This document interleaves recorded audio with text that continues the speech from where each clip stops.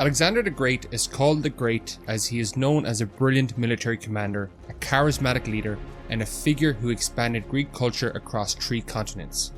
He forged an empire stretching from the Balkans to India, defeated the mighty Persian Empire, and promoted a fusion of Eastern and Western traditions that helped shape the Hellenistic world. But the title, the Great, invites closer scrutiny. Was he a visionary leader, or simply a conqueror whose legacy has been mythologized? When it comes to the legacy of Alexander the Great, few aspects are more widely celebrated than his reputation as a military commander. Across 11 years of near continuous campaigning, Alexander never lost a battle, a feat that tempts many to crown him as a singular military genius. But was this unbroken string of victories the result of military genius, or a product of inherited advantages, favourable conditions, and disorganized enemies? When Alexander came to power in 336 BC, he was not starting from scratch. His father, Philip II, had transformed Macedonia from a fractured kingdom on the edge of the Greek world into a dominant regional power. Through both military conquest and shrewd diplomacy, Philip secured Macedonian hegemony over most of Greece via the League of Corinth. Only Sparta refused to join, but by then they posed no significant threat. Crucially, Alexander also inherited a revolutionary army. Philip had reformed the Macedonian military into a professional, multi-branch force built around the phalanx, a dense block of infantry wielding the sarissa, a long spear up to 20 feet in length.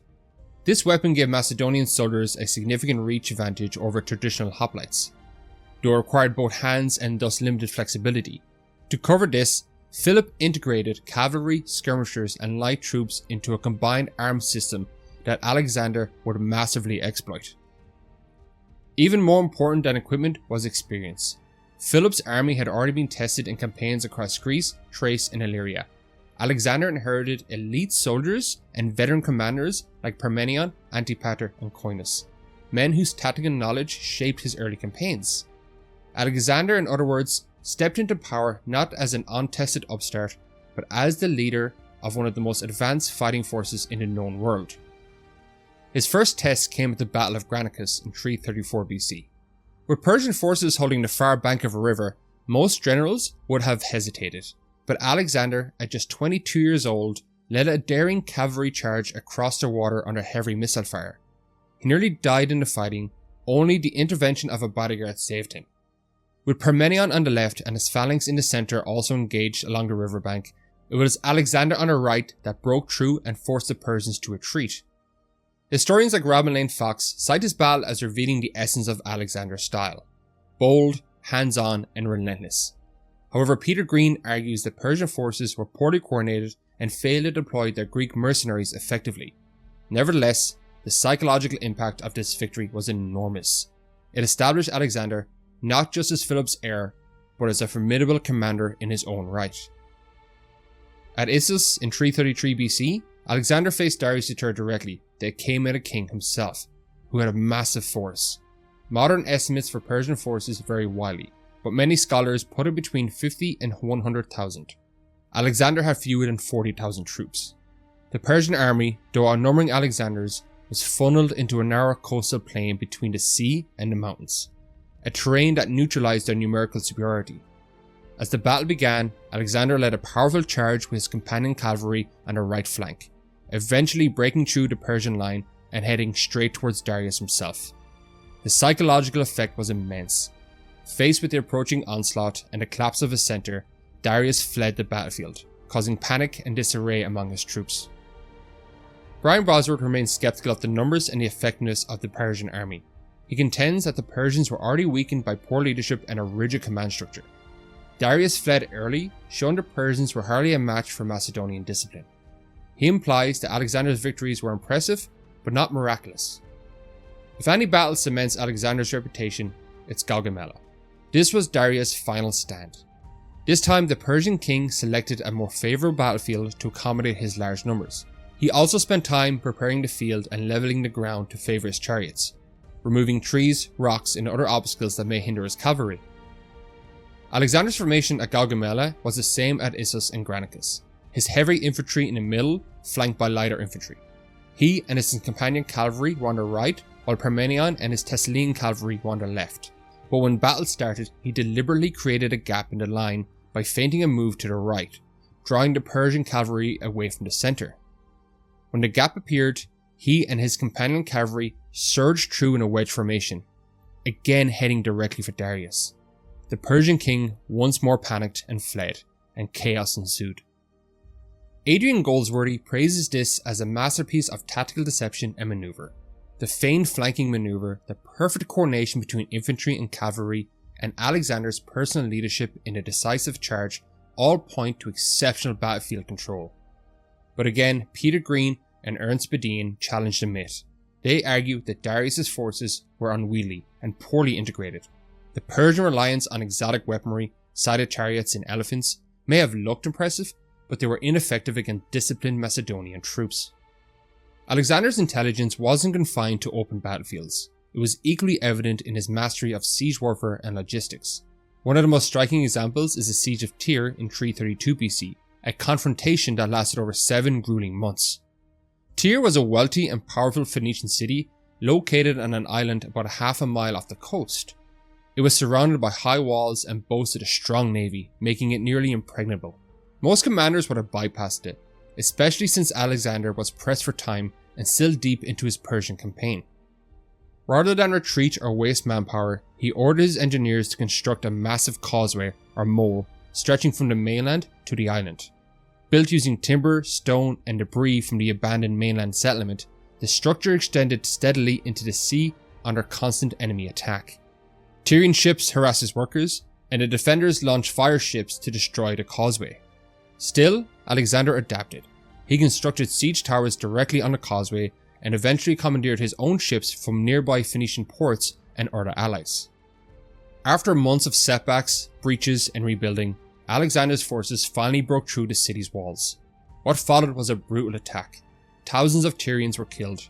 Critics rightly condemned the brutality of the aftermath, but the siege itself stands as a testament to Alexander's strategic tenacity. As historian Philip Freeman notes, it was not just a show of force, but of sheer willpower, logistical genius, and adaptability. I could list more battles that show Alexander's tactical and strategic skill, like Jaxartes, where he used siege weapons to push the Saka from the riverbank and secure a crossing, or Hydaspes, where he pulled off a night river crossing to flank his enemy. But I chose these examples because they highlight not only his tactical acumen and leadership, but also offer insight into the criticisms that shape debates around his legacy. I agree that Alexander owes much of his success to his father's achievements. If Philip didn't create such a well-trained professional force, Alexander could not have achieved his victories, especially at Issus and Granicus, where his discipline of his troops was vital to his success. Alexander utilized combined arms masterfully, but this too was developed by his father. It's also true that at Granicus, Alexander faced an undisciplined force with weak leadership, but as his campaign progressed, each battle became more difficult.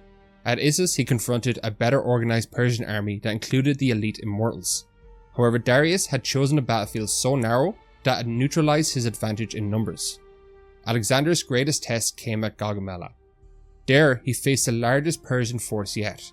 Darius selected open terrain to fully exploit his numerical superiority and had time to prepare the ground for his chariots and cavalry. Despite all of this, Alexander still emerged victorious. Other generals might have managed a victory at Granicus or Issus, but Gaugamela was in a league of its own. Only Alexander could have won that battle. It was the ultimate test, and he met it with unmatched brilliance and audacity. The Macedonians were disciplined, yes, but they were outnumbered on every front. Parmenion's left was under crushing pressure, and the phalanx in the centre was buckling, and cavalry had broken through a gap and begun raiding the Macedonian camp. The battle hung by a thread. It was only Alexander's daring maneuver, stretching an already long line to create a gap, that turned the tide. By striking through that opening and forcing Darius to flee, he won the battle. Alexander's military greatness rested on 3 pillars: his army, his tactical brilliance, and his daring. Take away any one of them and you lose the man we call the Great. The army itself was largely the creation of his father Philip, who established a highly trained, disciplined, and innovative force. But an exceptional army alone doesn't guarantee victory. Alexander's strength lay in his ability to understand and maximize its potential. He mastered the use of combined arms, coordinating infantry, cavalry, and specialized units. Still, even the best army, led by the most capable tactician, needs a commander willing to take risks. Alexander put himself in danger at every battle, nearly dying multiple times. But it was him and his companion cavalry that often won the day, and were the difference between winning and losing. But even Alexander's momentum had limits, and he discovered them not on the battlefield, but from within his own ranks. In 326 BC, Alexander wished to push further east to reach the edge of the known world.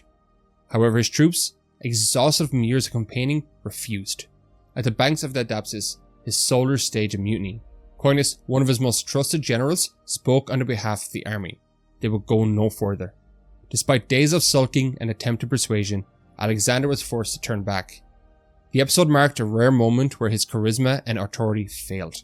A turning point that revealed the psychological limits of conquest and a man increasingly out of touch with the will of his own forces. But it was also a credit to Alexander that his men marched this far for this long. One of the most persistent debates about Alexander the Great is whether his legacy endures as a civilizational milestone or fades under scrutiny as a fleeting burst of conquest. His empire, stretching from the Balkans to the Indus River, was the largest the world had ever seen at that point. But for all its scale and spectacle, the question remains: did Alexander build something lasting, or did he simply conquer faster than anyone before, and then lose control just as quickly? Supporters of Alexander's legacy like Philip Freeman and Robin Lane Fox argue that his true achievement wasn't territorial conquest, but the transformation of the ancient world. To them, Alexander wasn't just a general, he was a catalyst for the Hellenistic age, a period of deep cultural blending between Greek, Egyptian, Persian, and even Indian traditions. Freeman emphasizes that Alexander's campaigns resulted in the spread of the Greek language, ideas, and urban planning across a vast territory. Greek became the common language of diplomacy, administration, and high culture in the Eastern Mediterranean and Near East for centuries, a legacy that even the Romans built upon. Cities like Alexandria in Egypt, one of over 20 cities named after Alexander, became lasting urban and intellectual hubs. The Library of Alexandria, though created after his death, was a direct outgrowth of the Hellenistic environment he helped establish. Science, philosophy, art, and architecture flourished in regions that had been previously culturally distinct. Even in places Alexander never reached, like Rome and Carthage, the influence of Hellenism would echo for generations. But critics, including historians like Brian Bosworth and Ernst Badian, see a very different story. For them, Alexander's empire was never stable, never sustainable, and collapsed almost immediately after his death in 323 BC. Within a matter of months, his generals, the Diadochi, were at war, carving the empires into fragments. As Bosworth argues, Alexander left behind no administrative structure, no clear line of succession, and no unified vision for governance. His only legitimate heir was a child, and his empire was too vast to hold together by force alone. Even during his lifetime, the cracks in Alexander's empire were beginning to show. In the eastern provinces of Bactria and Sogdiana, his armies faced constant revolts that he had to be crushed through brutal campaigns. Though he left satraps, provincial governors, in charge, these men often ruled with little oversight, leading to corruption and instability. Alexander frequently had to replace or punish disloyal officials, highlighting how little administrative cohesion his empire actually had.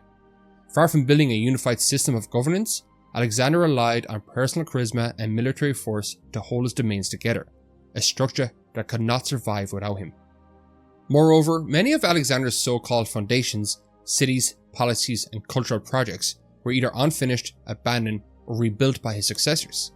Critics point out that the Ptolemies in Egypt, the Seleucids in the East, and the Tignids in Macedon were far more instrumental in shaping the Hellenistic world than Alexander himself. In this view, the cultural fusion we now associate with Alexander was not the result of a carefully executed plan, but the accidental byproduct of a military campaign that went too far, too fast. There's also the question of what legacy really means. If an empire collapses within a decade of its founder's death, how much of his legacy belongs to the founder, and how much to those who picked up the pieces? Bosworth would argue that Alexander's obsession with glory and his increasing detachment from practical governments undermined any long-term stability he might have established. And yet it's hard to deny that Alexander's conquests changed the world. Even if the results were chaotic, he opened trade routes, expanded the known world's political imagination, and laid the groundwork, however unintentionally, for centuries of cultural exchange. The Hellenistic synthesis that followed, one of the most vibrant intellectual periods in human history, might never have occurred without his explosive intervention. By the way, if you're interested in reading the works from the historians I've mentioned, I've linked their works in the description below. And if you're enjoying this video so far, don't forget to give it a like and subscribe to the channel. It really helps small channels like mine grow. For centuries, Alexander the Great has been romanticized as more than a conqueror. Also as a visionary, a man who sought to unite the East and West into a single harmonious world. This narrative, braced by his admirers, paints Alexander not just as a military genius, but as a political idealist. Someone who went beyond conquest to create a new blended culture out of the ashes of the old. But others argue that this vision is an ahistorical illusion, a clever narrative layered over a brutal imperial campaign marked by self-interest, violence, and domination.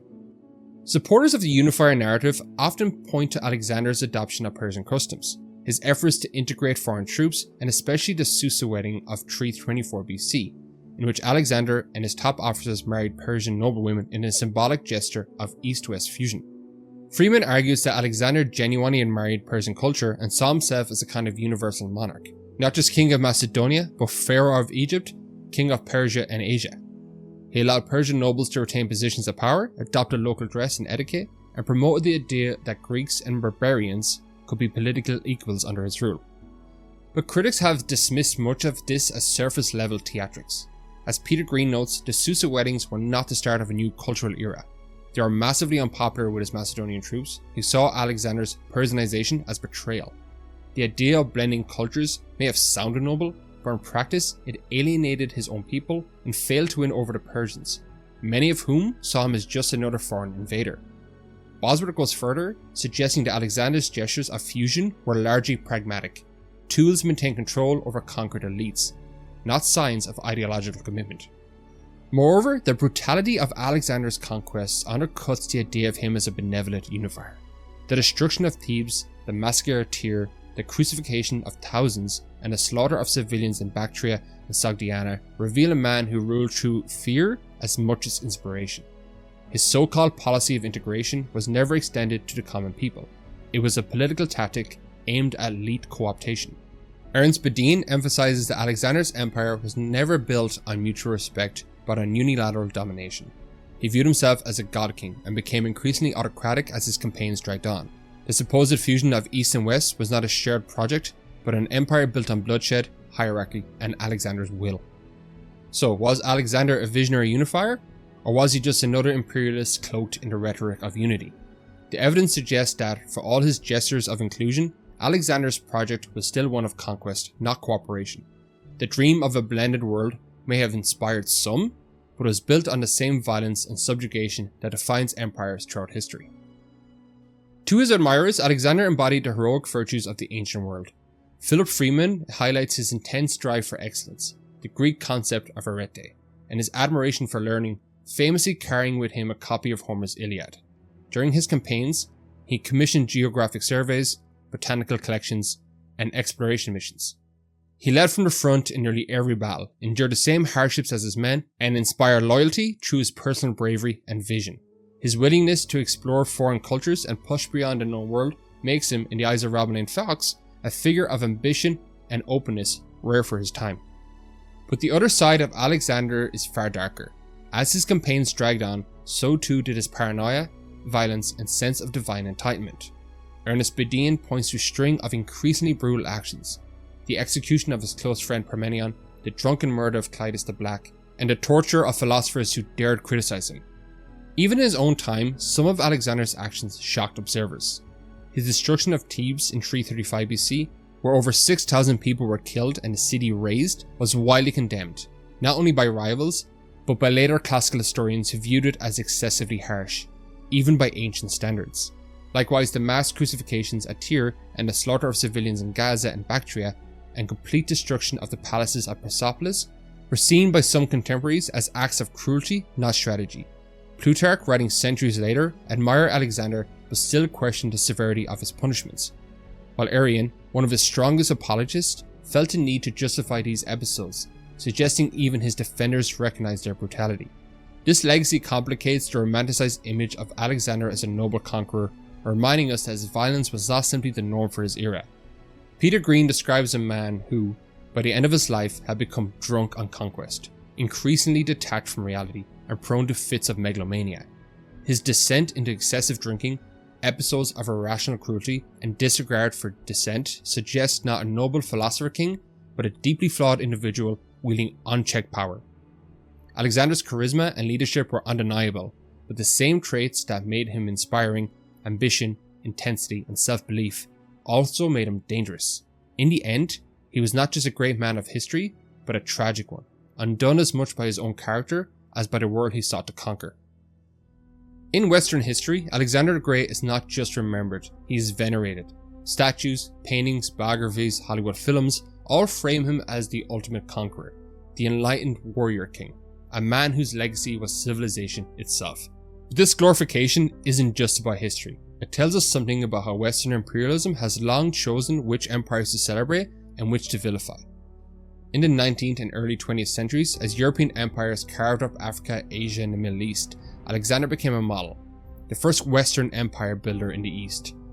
British and French colonial officials cited him as proof that conquest could bring quote-unquote progress to supposedly backward lands. In their telling, Alexander didn't just subjugate people, he civilized them. Greek culture, they argue, elevated the barbarian. This rhetoric closely mirrored the logic of the civilizing mission used to justify European colonialism. The image of Alexander as a noble visionary unifier helped mask the fact that his empire, like all others, was built on war, displacement, and subjugation. What's striking is how this praise is rarely extended to non-Western empires. Take for example the Islamic empires. These states governed vast multi-ethnic domains, oversaw flourishing intellectual and cultural periods, and often practiced religious tolerance in ways ahead of their time. Yet in Western narratives, they're often depicted as despotic, exotic, or stagnant. When Rome conquers, it's remembered as glory. When the Ottomans do, it's tyranny. This double standard isn't accidental, it's ideological. One way to see the cost of this mythology is by looking at how Persians remember Alexander. In Iran, Alexander is not called the Great. He is often remembered as Alexander the Accursed, the man who burned Persepolis, the jewel of the Achaemenid Empire, and ended centuries of Persian sovereignty. Even though Alexander adopted many of their customs, this did little to change the fact that he toppled their empire and claimed it as his own. From their perspective, Alexander wasn't a bridge between civilizations, he was a destroyer. This contrast in perception matters. It shows that who gets called great depends on who's writing the history. Alexander is admired in the West, not just for what he did, but for what he represents. A mythic origin story of Western power stretching from Greece to modernity. But when viewed from the perspective of those he conquered, Persians, Indians, Bactrians, the story becomes far more complex and far less flattering. And perhaps it's time to ask, if Alexander had been born in Babylon or Bactria instead of Macedonia, would we still call him great, or would we call him a tyrant? While Alexander's military brilliance is indisputable, the rest of his legend is far more open to debate. I hope you enjoyed this episode of The Odd Historian. Let me know what you think of Alexander's legacy below, and is there another historic figure whose legend shall be analysed? Check out my videos on history's underrated and overrated generals as well. See you next time.